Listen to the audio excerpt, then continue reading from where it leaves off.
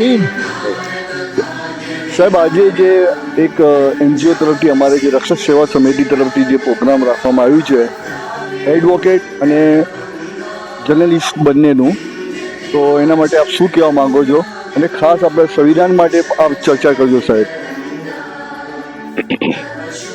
અમે છેલ્લા 14 વર્ષથી આ એનજીઓ ચલાવીએ છીએ અને જરૂરિયાતમંદ માણસોને અમે કાયદાકીય સલાહ તેમજ સૂચન નિસ્વાર્થ સેવા આપીએ છીએ.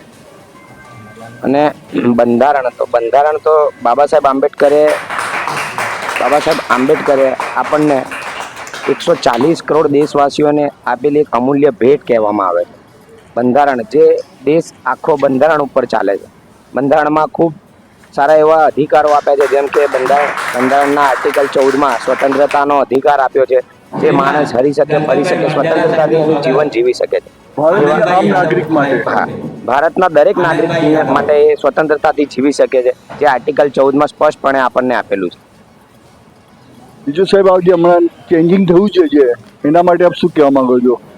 હવે હમણાં જે 3 નવા કાયદા આવ્યા છે, આઈપીસી, સીઆરપીસી અને એવિડન્સ એક્ટની જગ્યાએ બીજા જે 3 નવા કાયદા લાવ્યા છે, એ નવા કાયદા ખૂબ જ અમારા માટે પણ અત્યારે તો અઘરા છે, કારણ કે અમારે પણ ખૂબ ભણવું પડે છે.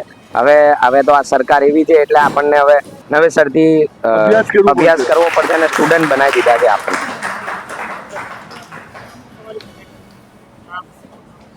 મારું નામ નીતિન પરમાર છે. હું રક્ષક સેવા સમિતિમાં છેલ્લા 12 વર્ષથી જોડાયેલો છું અને કાયદાકીય સલાહ અને સેવા અમે આપીએ છીએ.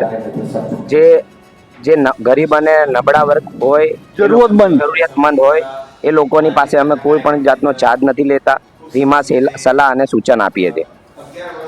અને હું અમદાવાદ ક્રિમિનલ કોર્ટ બાર એસોસિએશનમાં છેલ્લા 5 વર્ષથી પ્રેક્ટિસ કરું છું. હું ત્યાં કારોબારી મેમ્બર છું, જુનિયર કારોબારી મેમ્બર છું. સર, આપણે જે એડવોકેટ ટીમો છે આપણી, યસ, આ બધા જે મારી જોડે ઊભા છે એ બધા એડવોકેટ છે. આ અમારા પ્રજ્ઞેશભાઈ પટેલ, જે પૂર્વ કોપ મેમ્બર બાર કાઉન્સિલ ઓફ ગુજરાતમાં રહી ચૂકેલા છે, પૂર્વ જોઈન્ટ સેક્રેટરી રહી ચૂકેલા છે, જે ગુજરાતનું સૌથી મોટું બાર કહેવાતું અમદાવાદ ક્રિમિનલ કોર્ટ બાર એસોસિએશનમાં જોઈન્ટ સેક્રેટરી તરીકે અમને ફરજ આપેલી છે.